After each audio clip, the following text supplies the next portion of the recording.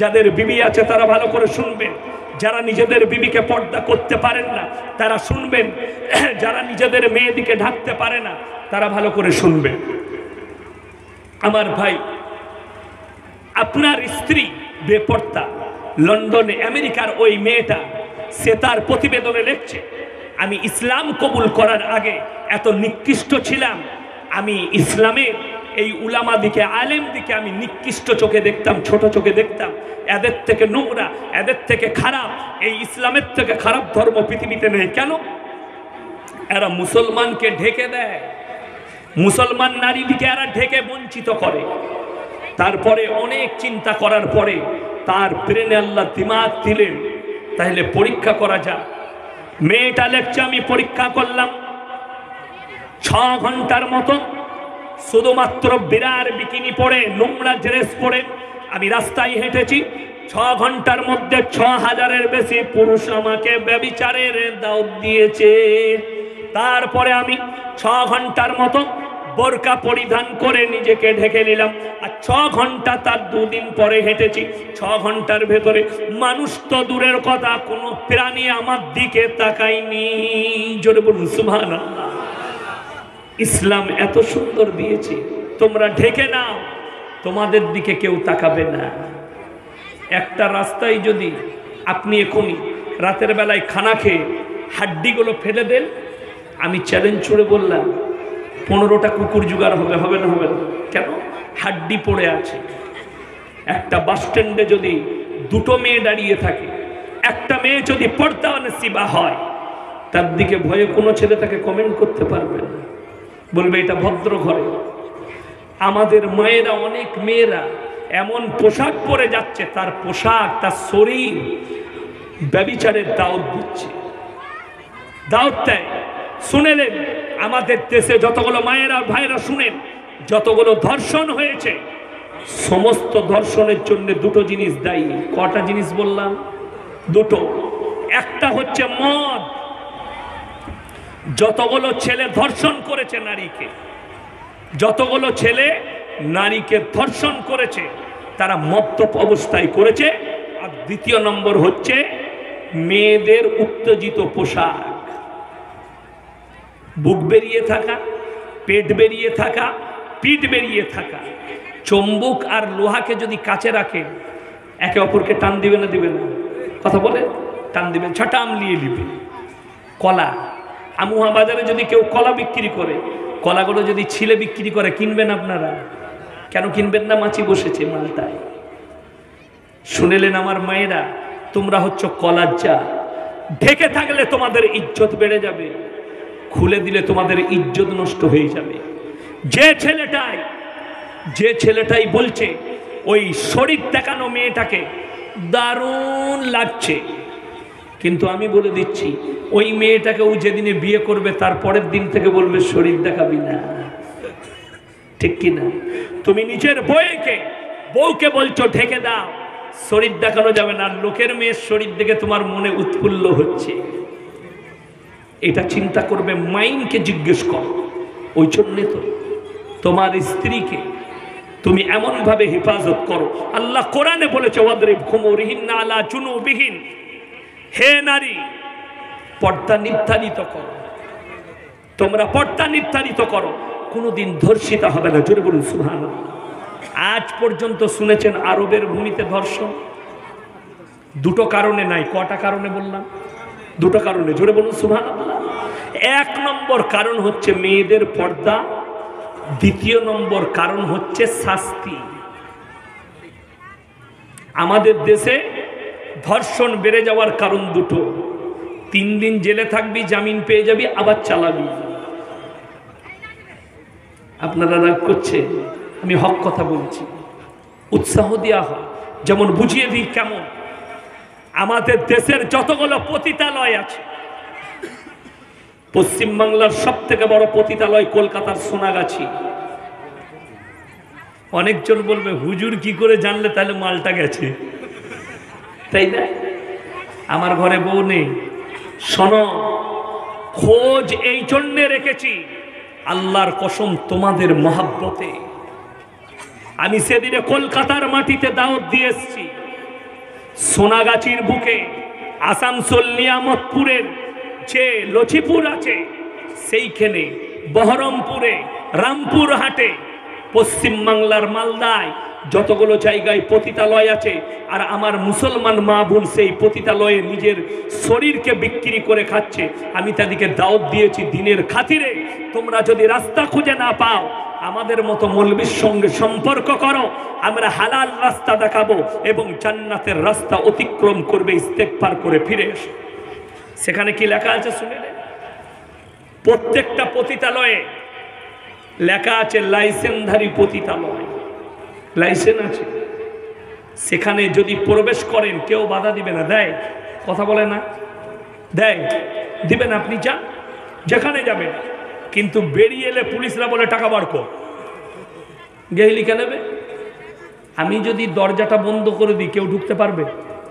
আর যদি খুলে রাখি, আমি যদি বলি খোলা আছে, যে ঢুকবি ঢোকগা, বেরুলে কিন্তু পয়সা দেব। কে অপরাধী? সরকার অপরাধী, ভারতের সরকার অপরাধী। পতিতালয়গুলোর গেটে তালা মারো, প্রবেশ করবে না।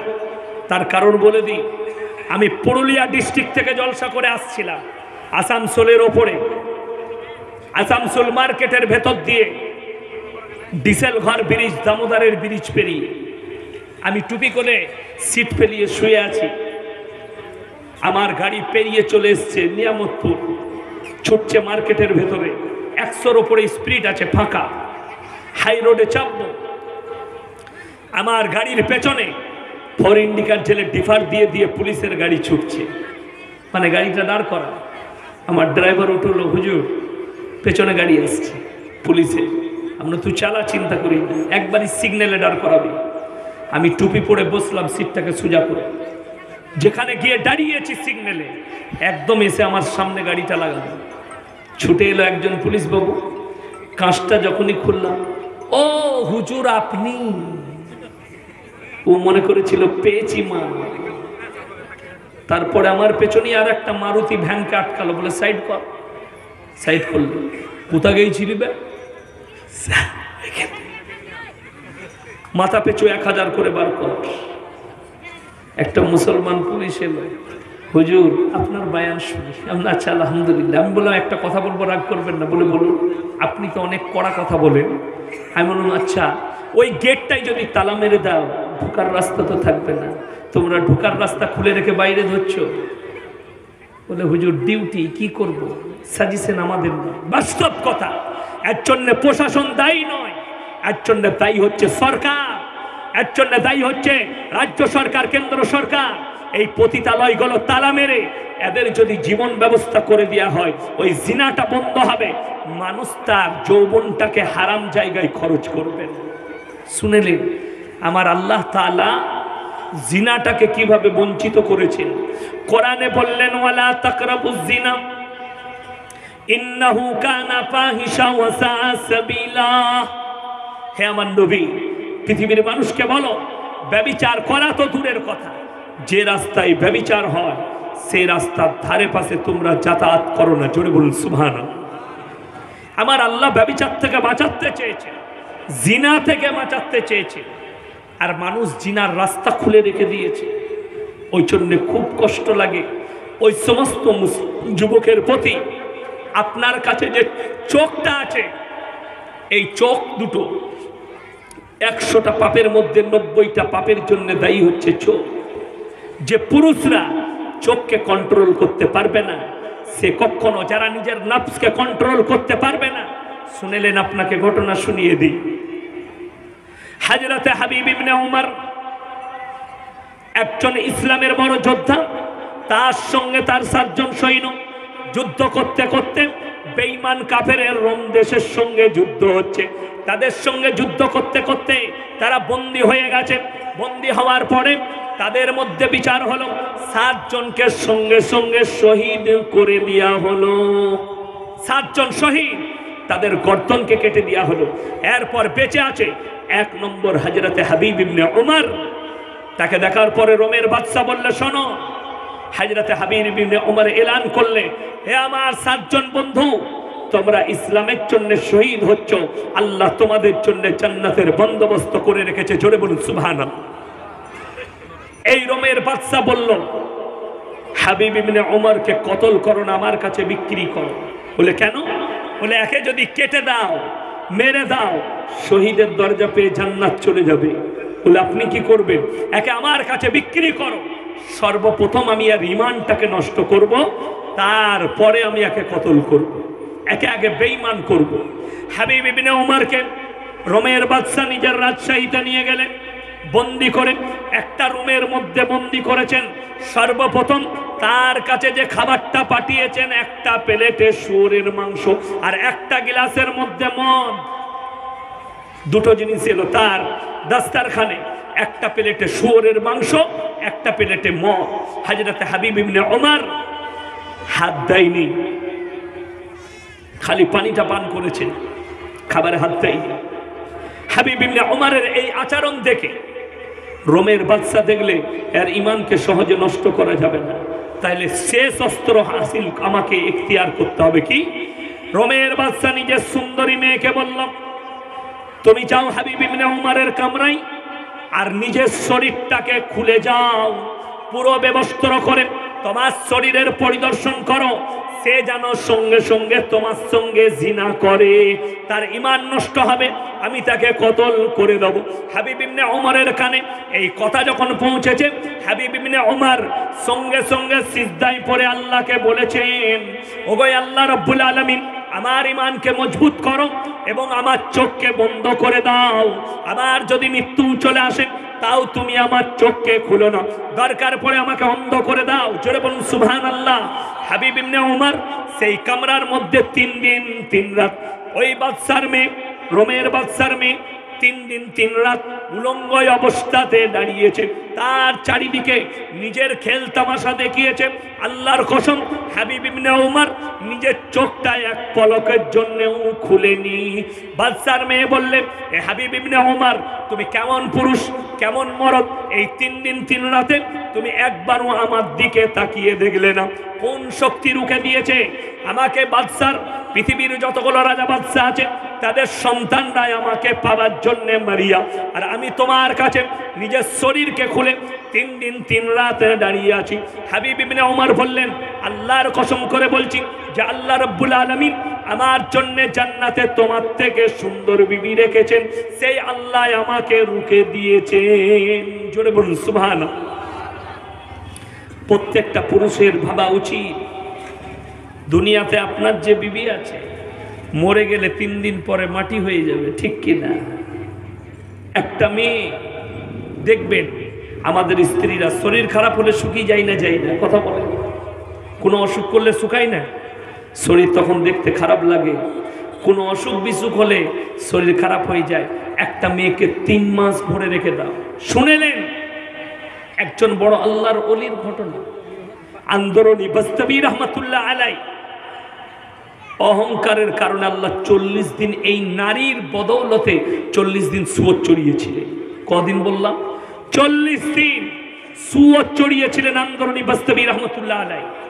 শুনিলেন প্রত্যেক দিন রাস্তা দিয়ে পেরিয়ে যেত, আর একটা খ্রিস্টানদের মেয়ে, এত সুন্দরী মেয়ে, রূপসী মেয়ে, ঝাড়ু লাগাত, সেই মেয়েটার প্রেমে পড়ে গেল। এত নামাজ, এত ইবাদত, এত ভালো মানুষ, পড়ে গেছে প্রেমে। আন্দরনি বাস্তবী রহমতুল্লাহ আলাইহির মনে প্রেম জাগলো। তার বাবাকে গিয়ে বললে, তোমার মেয়ের সঙ্গে আমি বিয়ে করতে চাই। বলে আমার বাড়িতে 40 দিন সুয়ত চড়াতে হবে। 40 দিন সুয়ত চড়িয়ে তারপরে তার মন বলতে লেগেছে, তার মনের মধ্যে আওয়াজ উঠতে লেগেছে, তো এত বড় আল্লাহর ওলি, এত জিকির আজকার, এত নামাজ, তো এত বড় ফাকির, তোকে আল্লাহ সুয়ত চড়ানো করাচ্ছে, তুই কত বড় নিকৃষ্ট হয়েছিস বলছে একটা মেয়ের জন্য। সঙ্গে সঙ্গে তিনি তার উস্তাদের কাছে গিয়ে বলেছেন, হুজুর আমি পাগল হয়ে গেছি মেয়েটার জন্য। বললে তাই? ওই মেয়েটাকে ভালোবাসো? বলে ওই মেয়েটা 3 মাস যদি খাবার না খায়, শুধু একটু আধটু পানি খেয়ে থাকে, সেই মেয়েটার শরীরটা খারাপ হবে না হবে না? 3 মাস পরে তার ঢাঁচ পাল্টিয়ে যাবে। কিন্তু আল্লাহ তোমার জন্য যে হুরের ব্যবস্থা করেছে, তুমি কি জানো সেই হুরটা কেমন? সেই হুরটা এমন একটা জিনিস আল্লাহ তোমাদের জন্য লুকিয়ে রেখেছে। ওয়াহুরুন ইনুন কামসালিল লুলুইল মাকনুন, তোমাদের জন্য হুর কান্ত বিবি, তোমরা যেমন হীরেমতি মুক্তকে লুকিয়ে রাখো, আমি আল্লাহ তোমাদের বিবিকে লুকিয়ে রেখেছি। সর্বপ্রথম জান্নাতে প্রবেশ করে তোমরাই স্পর্শ করবে। জোরে একবার বলুন সুবহানাল্লাহ। তোমাদের বিবিদিকে তোমরাই স্পর্শ করবে, তার আগে কেউ তাদেরকে টাচ করেনি, লুকিয়ে রেখেছি। যেমন মায়েরা বোনেরা সোনাকে হিরেকে ডিব্বার মধ্যে ভরে রাখে, আলমারির লকারে রাখে, আল্লাহ কোরআনে এই শব্দই ব্যবহার করলেন, ওয়াহুরুন ইনুন কামসালিল লুলুইল মাকনুন। আমি লুকিয়ে রেখেছি, আমি লুকিয়ে রেখেছি তাদেরকে তোমাদের জন্য, তোমাদের পুরস্কারের জন্য লুকিয়ে রেখেছি। এরকম বিবি যদি আল্লাহ আমাদের বন্দোবস্ত করেছে, আল্লাহর কসম করে বলে যাচ্ছি, তোমার কাছে মৃত্যু এলে পৃথিবীর কোনো শক্তি বাঁচাতে পারবে না। পৃথিবীতে যতগুলো সত্য কথা আছে তার মধ্যে সব থেকে বড় সত্য কথা হচ্ছে মৃত্যু, যেটাকে পৃথিবীর কোনো ধর্মের মানুষ অস্বীকার করতে পারবে না। যত বড়ই ঘোড়া টেপে থাক, পৃথিবীর দুটো লোক সব থেকে বেশি সুরক্ষায় আছে এখন। কটা লোক বললাম? দুটো। একটা আমেরিকার প্রেসিডেন্ট জো বাইডেন, আর একটা হচ্ছে রাশিয়ার প্রেসিডেন্ট ভ্লাদিমির পুতিন, যাদেরকে সবসময় ঘেরা টোপে রাখা হয়েছে। আমেরিকার প্রেসিডেন্ট যে গাড়িটাই চাপে, সেই গাড়িটার মূল্য হচ্ছে 350 কোটি, ভুল বললাম, 350 মিলিয়ন ডলার। ঠিক আছে, হ্যাঁ দেখে নিয়েছি আমি। দুধটা এনেছিস? আমার ভাই, সব থেকে দামি গাড়িতে চাপে কে? আমেরিকার প্রেসিডেন্ট। 350 million dollar. সেই গাড়িটায় মিসাইল লাগবে না, সেই গাড়িটায় গুলি লাগবে না। কাঁচগুলো এমন মেটেরিয়াল দিয়ে বানিয়েছে, কাঁচে যদি মিসাইল মারা হয়, মিসাইল ছিটকিয়ে ব্যাকে যাবে কিন্তু ভাঙবে না। ওই গাড়িটা যে মেটেরিয়াল দিয়ে বানানো হয়েছে, সেই মেটেরিয়ালটা এত দামি, সেই মেটেরিয়ালের আংটি পৃথিবীর 3টে লোক পরে, তার মধ্যে 2টো আরবের শেখ আর একটা ভারতের মুকেশ আম্বানির কাছে আছে। তাছাড়া সবারই কিমত, অত কিমতবান আংটি পড়ার ক্ষমতা নেই। এরকম শুধু তাই নয়, তাদের কাছে যে বডিগার্ড আছে, ভ্লাদিমির পুতিনকে দেখাচ্ছে, সে যেখানটায় দাঁড়িয়ে থাকে, প্রথম রাউন্ডটা যেটা থাকে সেখানে 7 জন থাকে, 7 জনের হাতে 7টা অ্যাটার্জি আছে। সেই অ্যাটার্জিগুলো আপনারা মনে করছেন ব্রিফকেস না অ্যাটার্জি, না, প্রত্যেক জনের হাতে যেটা আছে, যখনই হামলা আসবে সুইচ টিপা মাত্র AK-47 ধার ধার ধার করে গুলি চলতে শুরু করবে। তার এতটা ফাস্ট। শুধু তাই নয়, তাদের কোমরে কয়েকশো রাউন্ড গুলি লাগানো আছে, বুলেট প্রুফ গুলি, যাকে মারবে ঝাঁঝরা করে দেবে। ওই অ্যাটার্জির সঙ্গে অটোমেটিক ফিট হবে, আর গুলি চলতে শুরু করলে আর শেষ হবে না। তার দ্বিতীয় নম্বর ঘেরাটোপে যারা আছে, 14টা মার্শাল আর্ট আছে। 14টা মার্শাল আর্ট, যাদের কাছে মিসাইল রাখা আছে, ছোট ছোট মিসাইল, তারা প্রতি সেকেন্ডে কয়েকশো মিসাইল থ্রো করতে পারবে, এত বড় মার্শাল তারা। তৃতীয় নম্বরে যারা আছে, 30টা বডিগার্ড আছে, তাদেরকে কভার করতে গেলে সাধারণ মিলিটারি কমপক্ষে এক একজনকে 50টা করে লাগবে। 3 × 5 = 15, 150টা মিলিটারি লাগবে। মুআম্মার গাদ্দাফির কাছে আমেরিকা যখন যুদ্ধ সেনা পাঠায়, লুকিয়েছে। মুআম্মার গাদ্দাফির কাছে যে মেয়েগুলো বডিগার্ড, যে সেনাগুলো ছিল, মেয়ে ছেলে সেনা, তাদের যৌবনকে নষ্ট করে তাদেরকে এতটা বড় মার্শাল আর্ট করেছিল, আমেরিকার কয়েকশো সেনা হত্যা করেছে তারা। আমেরিকার কয়েকশো সেনাকে হত্যা করে দিয়েছে, তারপরে প্রবেশ করতে পেরেছে, তারা মরেছে। আমার ভাই, আল্লাহর কসম করে বলছি, শুনে নেওয়ার পর, এতগুলো কাজ করার পরেও, এত বডিগার্ড রাখার পরেও মালাকুল মউত এলে আটকাতে পারবে? জোরে একবার বলুন না সুবহানাল্লাহ। মালাকুল মত এলে না জো বাইডেন রেহাই পাবে, না ভ্লাদিমির পুতিন রেহাই পাবে। মৃত্যু যদি তার কাছে আসে, রোকার ক্ষমতা পৃথিবীর আর কোনো শক্তির নাই। আল্লাহর কসম মৃত্যুটা সত্য। এরপর বলে দিই, আমার আল্লাহ রাব্বুল আলামিন কোরআনে কসম খেলেন, ওয়ান্নাজিয়াতি গরকাম ওয়ান্নাশিতাতি নাশতা। হে আমার বিশ্ব নবী, তুমি পৃথিবীর মানুষকে বলো, আমি কসম